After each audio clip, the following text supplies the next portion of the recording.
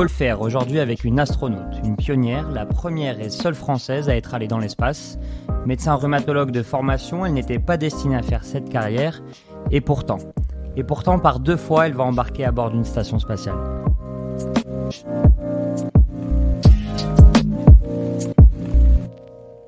Bonjour Claudia Ignoré. Bonjour. Merci d'avoir accepté de nous parler du métier d'astronaute. Comment est-ce qu'on dit déjà ? Est-ce que c'est astronaute ? Est-ce que c'est cosmonaute ? Est-ce que c'est spationaute ? Alors, quand on fait tout son entraînement côté russe, on peut se qualifier de cosmonaute. Quand on appartient à l'Agence spatiale européenne, nous sommes des astronautes. Et c'est vrai qu'il y a eu le terme de spationaute utilisé à un moment quand l'Europe avait le souhait d'avoir un accès autonome pour le vol habité en orbite. Donc on garde celui d'astronaute. Astronaute, c'est parfait. Alors c'est quoi exactement une astronaute ? Un astronaute tel que je l'ai vécu, c'est un astronaute professionnel qui appartient à une agence pour réaliser des missions scientifiques, technologiques. Voilà, une grande diversité de profils, des pilotes, des chercheurs, des médecins, bien sûr, des ingénieurs de tout type. Vous entrez dans ce métier, en général, vous avez 1, 2, 3, 4 opportunités de vol. Vous êtes formé et vous êtes un professionnel de l'espace au service de la mission. Vous, votre premier vol, c'est le 17 août 1996. Vous êtes à bord de la fusée Soyouz. L'équipage s'approche lentement du lanceur, ce sont les derniers mètres. Un peu plus loin, la bête souffle, remplie de carburant hautement explosif, de l'oxygène liquide et du kérosène. L'arrivée au pied de la fusée, au moment du pas de tir, on s'est dit, elle n'est pas très très grande cette fusée, pour nous emmener en orbite à 400 km. On monte avec d'abord un petit escalier, puis ensuite un ascenseur jusqu'à la capsule qui est sous la coiffe de la fusée Soyouz. Toute une préparation, concentration, revoir les procédures, interaction avec le sol, dans ces sièges baquets qui seront nos sièges de protection pendant le voyage, avec nos scaphandres. Et puis à un moment donné, on entend Zajiganye. Zajiganye en russe, ça veut dire mise à feu. Et donc à ce moment-là, voilà, c'est le compte à rebours. Et puis il commence à y avoir beaucoup de bruit.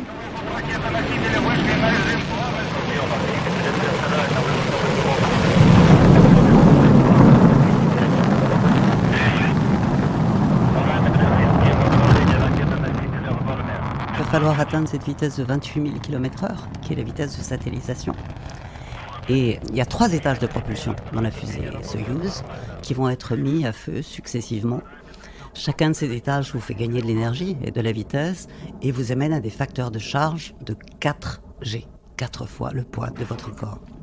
Cette phase dynamique de propulsion, elle n'est pas très longue puisque c'est 8 minutes 45. Donc ça va assez vite. Bien sûr, ça pousse ces facteurs de charge, il y a des vibrations. Comment on se sent pendant ces 8 minutes ? On se sent enfoncé à l'intérieur de son siège baquet, bien évidemment. On est très harnaché pour ne pas bouger. On n'a pas vraiment de degré de liberté.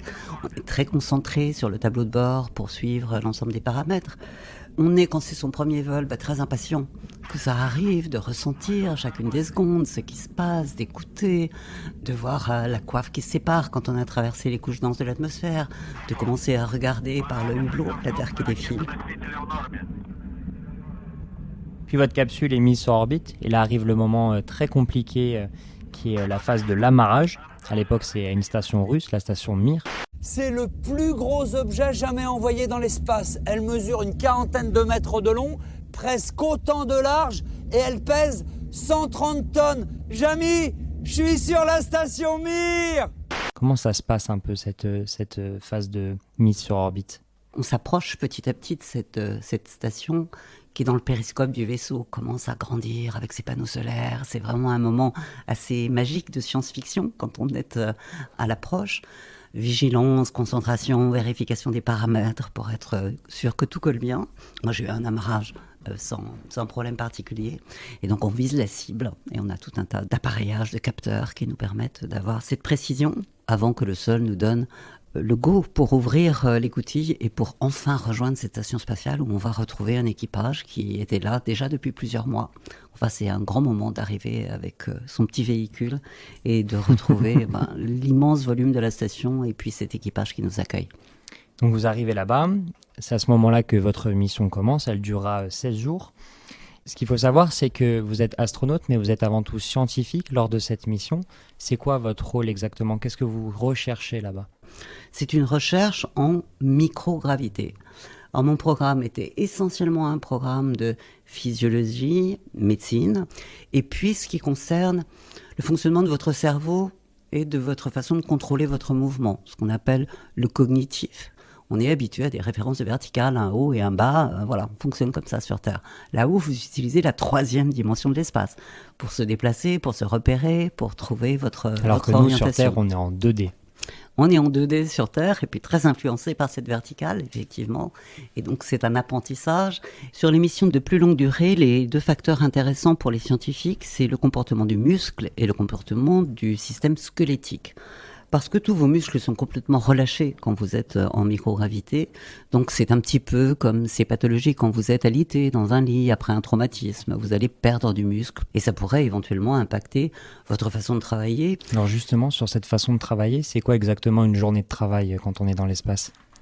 Une orbite autour de la Terre se fait en 90 minutes. Donc souvent on nous pose la question, mais comment faites-vous ? 45 minutes de jour, 45 minutes de nuit, c'est pas possible. Bien évidemment, on ne travaille pas sur ce rythme-là et on est calé sur le rythme du sol, des centres de contrôle de la mission. Et on a des journées de 24 heures. Donc en général, la journée commence très tôt le matin avec un premier contact avec le sol. Et puis voilà, chacun va se mettre à son travail à l'intérieur de la station. En 16 jours, vous n'avez pas beaucoup de temps à consacrer à vous, au contact avec le sol ou à regarder par le hublot et prendre des photographies. Il y a beaucoup de temps passé sur le programme scientifique qui est très riche. Puis vous arrivez à trouver quand même des petits moments où vous vous retrouvez avec les 6 membres d'équipage pour attraper un sachet de thé, pour prendre une petite pause déjeuner ou un petit moment de partage dans la journée. Et durant ces moments-là, vous êtes toujours en microgravité. Qu'est-ce que ça change dans vos gestes du quotidien pour manger, pour boire du thé, comme vous disiez, mais ça peut paraître bête, mais même pour se doucher ou pour aller aux toilettes? Pendant les premières 24 heures ou 48 heures, je dirais, il faut apprendre à se déplacer. Impulsion sur une paroi, pas trop fort ni pas assez pour pas se retrouver scotché au milieu de la station et ne plus pouvoir avancer. C'est pas la peine d'essayer de nager, ça n'avancera pas. Mais ou une impulsion trop forte qui vous ferait vous heurter de l'autre côté de la station. Ensuite, chacun des objets que vous allez avoir à manipuler risque de s'envoler si vous ne l'accrochez pas. Donc il faut accrocher ses pieds, accrocher les objets avec du velcro ou avec des sangles. Donc il y a un apprentissage de ce travail parce que la notion de haut et de bas, elle n'est pas tout à fait naturelle en 3 dimensions. Donc vous pouvez arriver par le plafond ou par le mur de gauche devant un appareillage que vous avez eu l'habitude d'utiliser en vertical pendant vos entraînements au sol. Et c'est pas déstabilisant de voir la Terre en dessous de vous ou de pas l'imaginer à l'endroit où vous pensiez qu'elle était ? Cette adaptation cognitive au départ, c'est vrai qu'elle peut être perturbante pendant les premières 24 heures parce qu'effectivement, regarder par le hublot et trouver l'Afrique au-dessus de l'Espagne, ça vous est pas habituel dans votre atlas de géographie. Donc vous faites spontanément le tour du hublot pour recaler ça dans votre sens habituel. Et c'est la même chose pour manger, voilà, il faut tout fixer, bien évidemment. On boit avec des pailles dans des sachets réhydratés. On essaie de pas faire de miettes pour pas que ça vole un petit peu partout, un peu comme les objets du travail qu'il faut pas laisser dériver.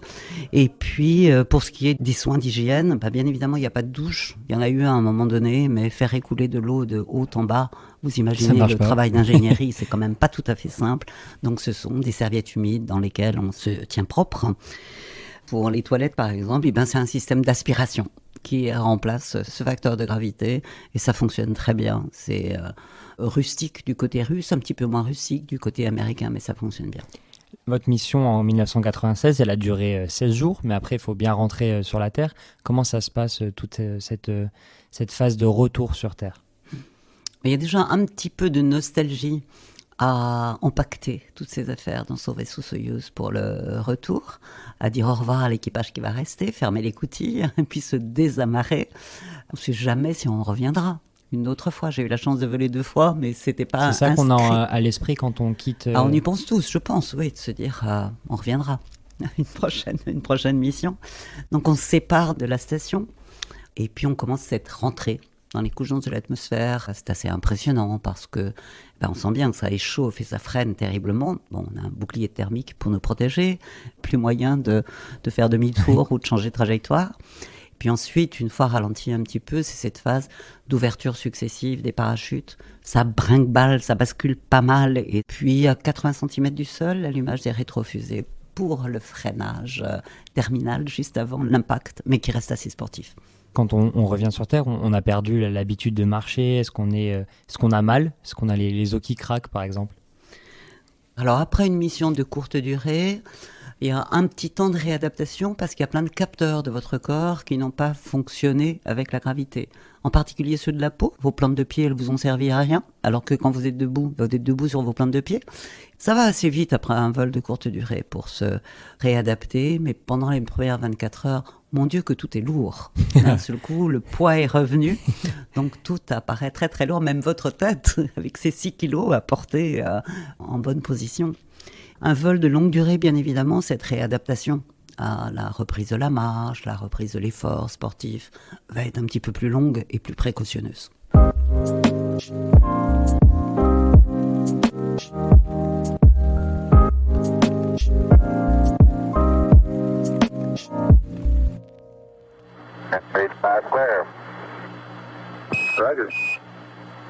Claudie Nuret, on va faire un petit voyage dans le passé. On est le 12 juillet 1969. Neil Armstrong est le premier homme à marcher sur la Lune.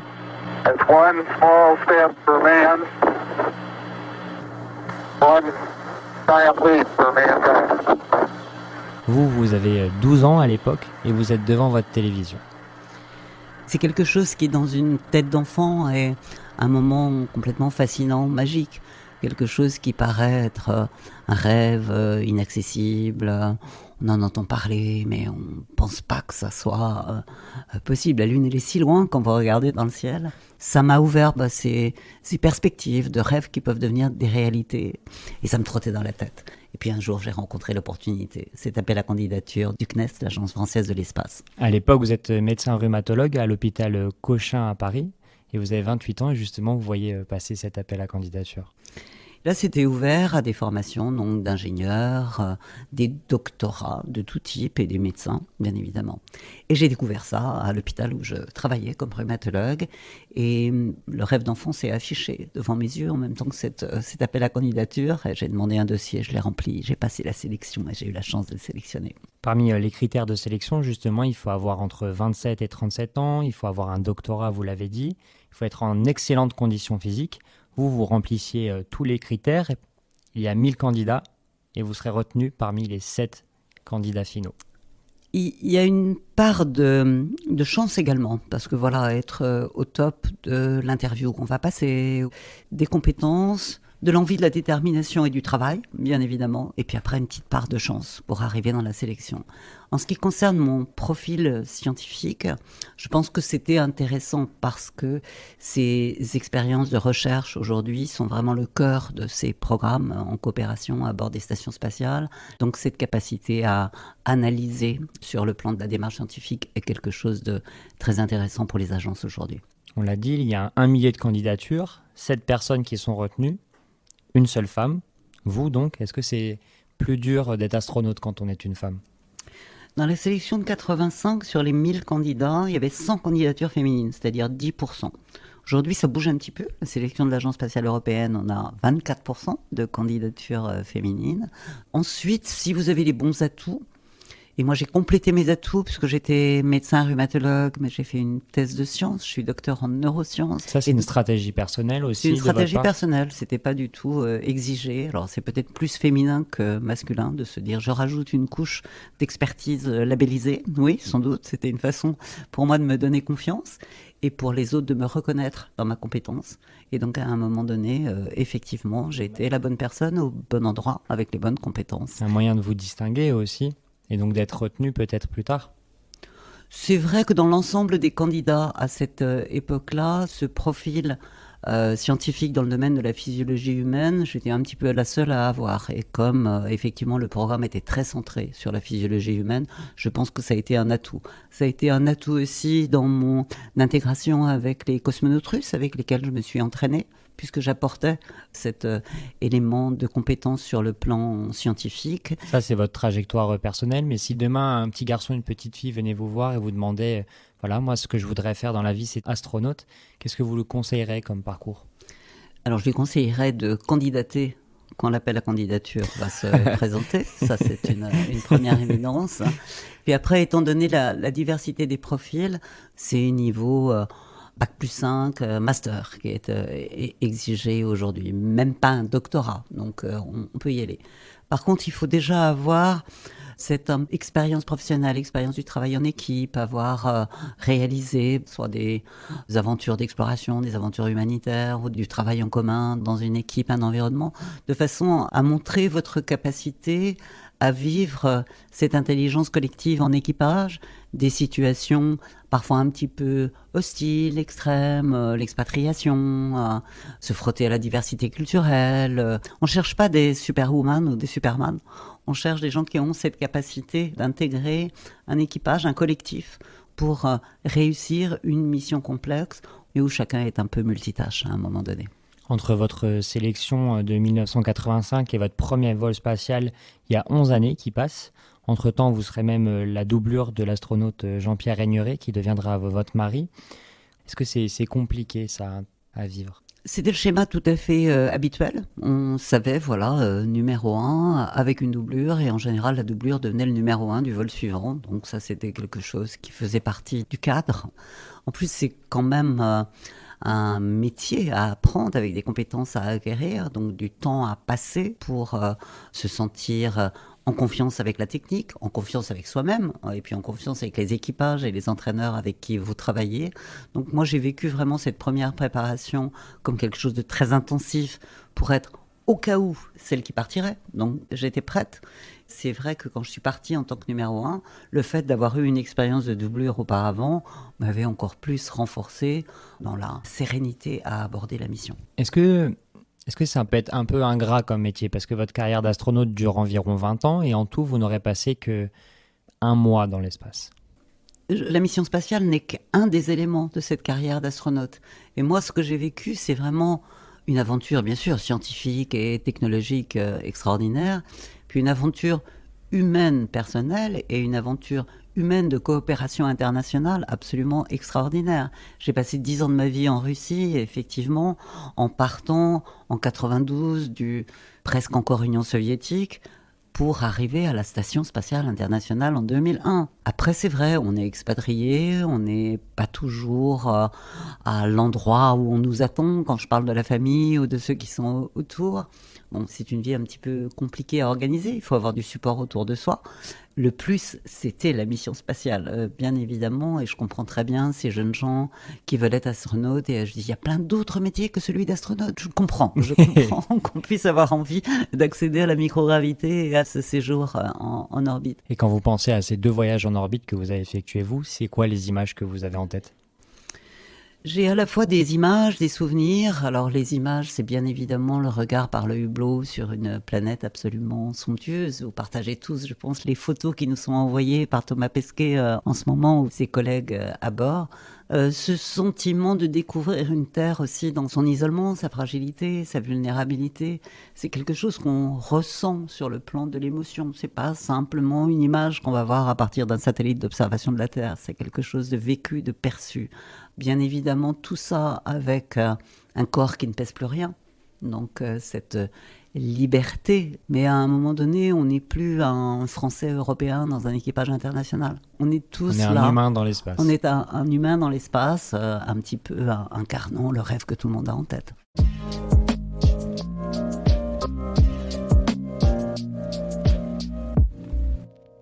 C'est quoi un bon astronaute, Claudie Régneret ? Un bon astronaute, alors je vais plagier Jean-François Clairvoy, un autre de mes collègues astronautes, qui dit que c'est un trouveur de solutions. Voilà. Donc, les astronautes sont des gens qui sont dédiés à faire en sorte que la mission soit un succès.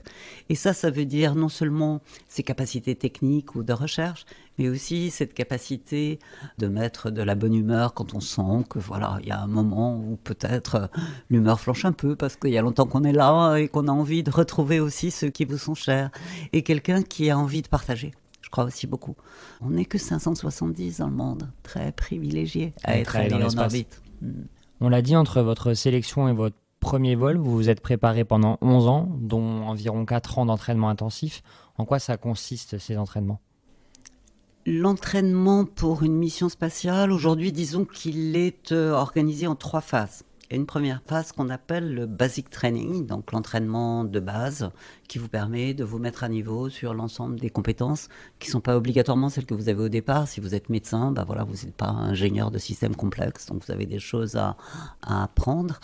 La deuxième phase de l'entraînement, c'est les simulateurs, c'est l'entraînement en bassin pour répéter les sorties extravéhiculaires, en simulateur d'amarrage, en simulateur de la station avec les racks d'expérience que vous aurez à mener.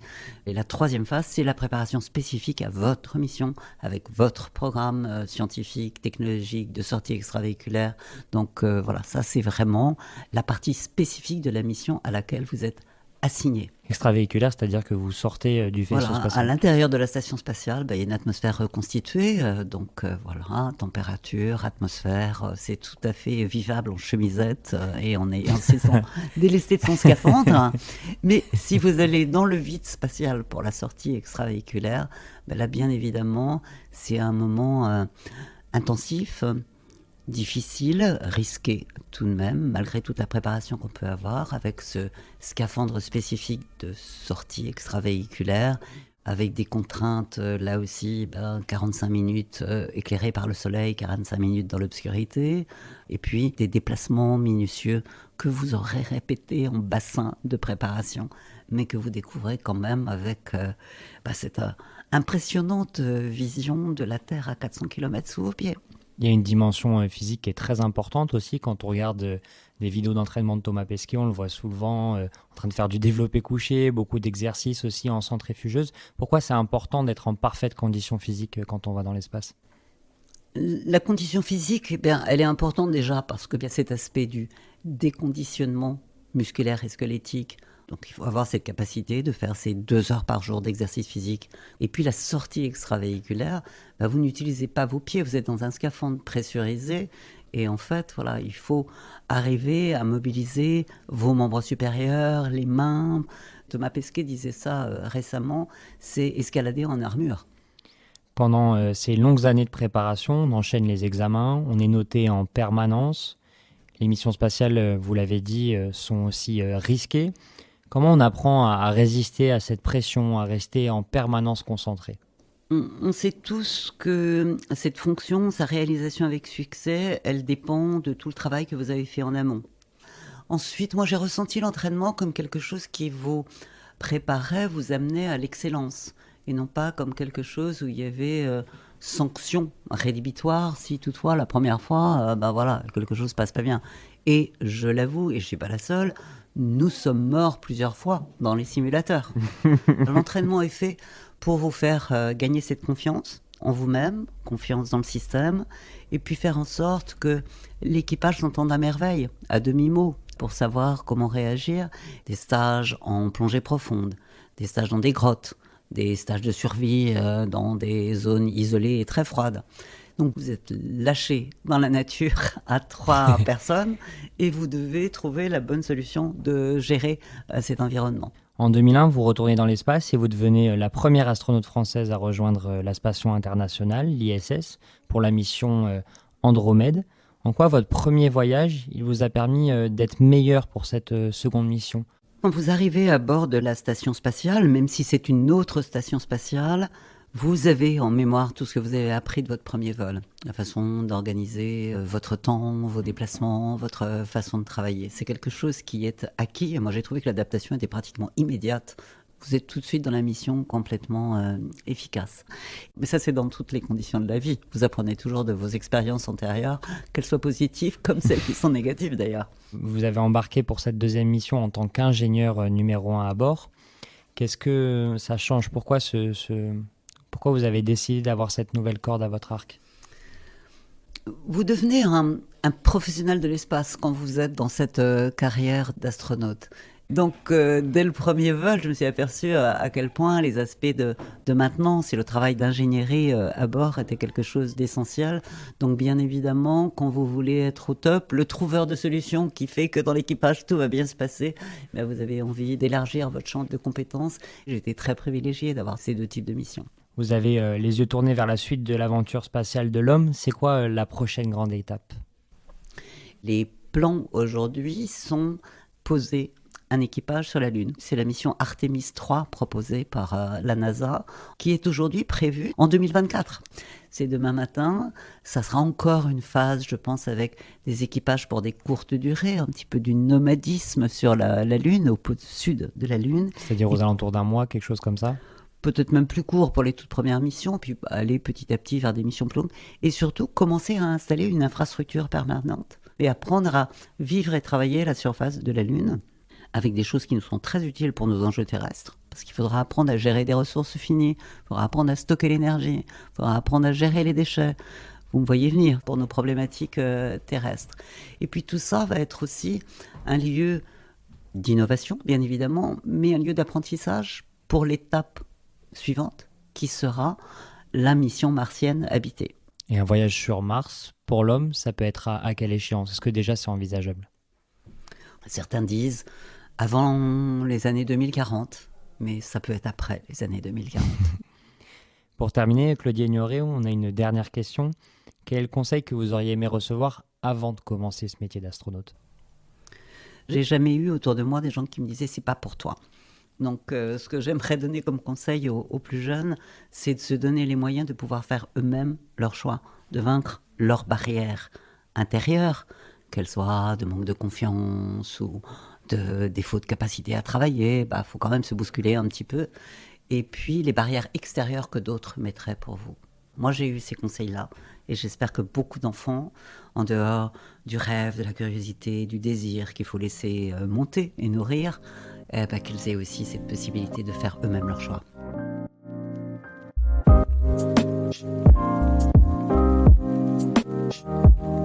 Merci beaucoup Claudie Ignoré d'avoir répondu aux questions de Faut le faire. Merci à vous. Faut le faire, c'est le podcast qui vous fait découvrir un métier. C'est disponible sur toutes les plateformes. Si cet épisode vous a plu, n'hésitez pas à nous noter, ça nous permettra d'être vraiment mieux référencés. Vous pouvez aussi le partager et vous abonner sur votre application préférée. Ce podcast a été produit et réalisé par François Cesari, Théo Conscience et Stéphane Geneste.